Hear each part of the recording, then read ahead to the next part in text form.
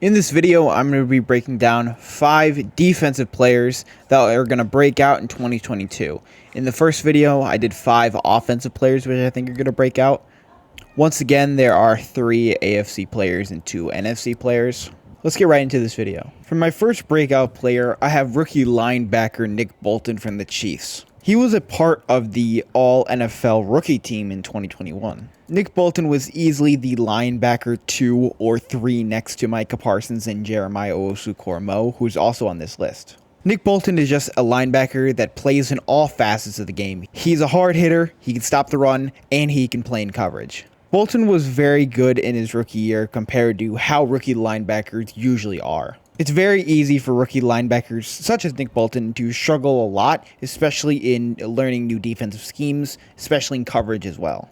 But Nick Bolton was consistent. He led all rookie linebackers in total tackles. The AFC West is heavily stacked, especially on offense, and the Chiefs defense, I would say, is not a top 15 defense in the league right now. But they do have a lot of good young talent, such as Nick Bolton. And personally, I think Nick Bolton does have top 15 linebacker and even top 10 potential. And I think this year he could put himself into that conversation with a good year. For my next breakout player, I have Raiders slot cornerback Nate Hobbs. Nate Hobbs in the slot was borderline elite, even being one of the highest graded slot cornerbacks by PFF. An important thing to note about Nate Hobbs is Casey Hayward, who was the boundary cornerback for the Raiders last year, is now on the Atlanta Falcons, which makes Nate Hobbs' job a little bit harder. But Nate Hobbs is going to still be really good of covering slot receivers. Now, Nate Hobbs did get arrested last year on a traffic violation charge where he was going 110 on the highway. And hopefully this isn't a recurrent issue because I think he has a lot of talent and shouldn't throw it away.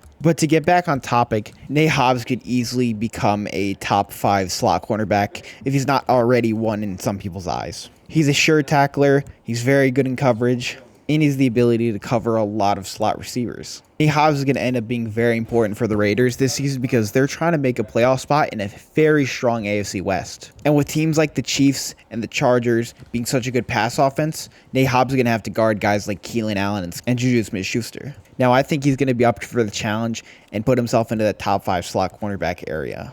Jeremiah Owusu-Koramoah is the weak side linebacker for the Cleveland Browns. Similar to Nick Bolton, he was also part of the 2021 NFL draft class, and he was also a good, consistent linebacker. He partially fell in last year's draft due to him being a little undersized at 220 pounds, but I think that makes him a little bit more versatile. He's somebody that can cover slot receivers a little bit, he's going to be disruptive in the run game, and he's going to be a top cover linebacker.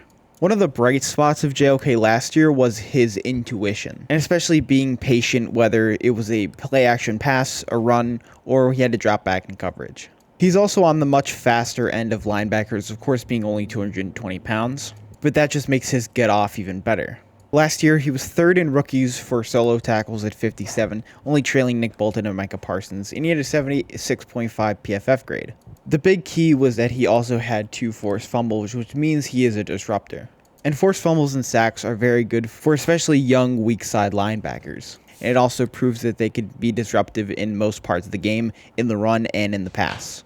JOK's job is a little easier because the Cleveland Browns defense is really good, but that doesn't mean JOK isn't a key contributor. Similar to Nick Bolton, if he has a really good year, I could see him putting himself, if he already isn't in the top 15 for linebackers. Chase Young in 2021 was a little disappointing. He went down with injury, and he only accumulated 1.5 sacks. Pressure rate was also down significantly.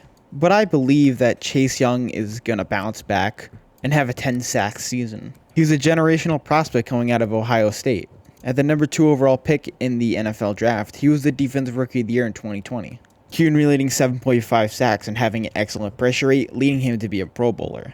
I don't think this should be a hot take, but apparently it is now. But I think Chase Young can still be a 10-sack a season guy. I know that after only 2 years, he might not have lived up to that number 2 overall hype, but he is still one of the best edge rushers in the league per pressure rate. Translating from college, Chase Young has the 2nd highest pro pass rush win rate next to Bryce Huff. I know that Chase Young still has a lot more to prove, but I think that Chase Young is going to be that guy in Washington this year. I think he can have a 10-sack-a-year season and become a Pro Bowler again. I'm still very high on Chase Young. Yes, there have been a lot of linebackers on this list, but let me give you another one. Jordan Brooks is a really interesting year 2 linebacker. He's shown really good explosiveness and shown very good IQ in the run game, but is absolutely atrocious at covering and in the pass game.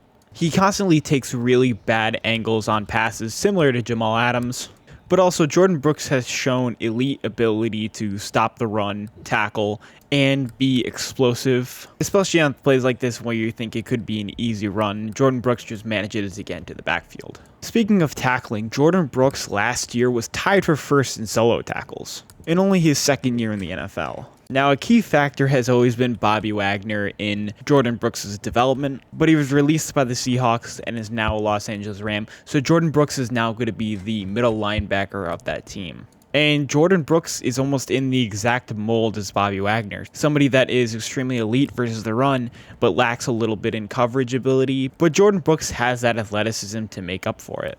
And they did draft Jordan Brooks to be the eventual Bobby Wagner replacement in 2020. And at first, many people didn't like this because they picked Jordan Brooks over Patrick Queen, but I'd argue Jordan Brooks in the long term might be better than Patrick Queen due to his elite ability in the run game. I think at most, Jordan Brooks is going to be a top 5 run defending linebacker, but also his lack in coverage is going to hurt him. But if he does show improvement in the pass game, Jordan Brooks could also, like the rest of these guys, become a top 15 linebacker.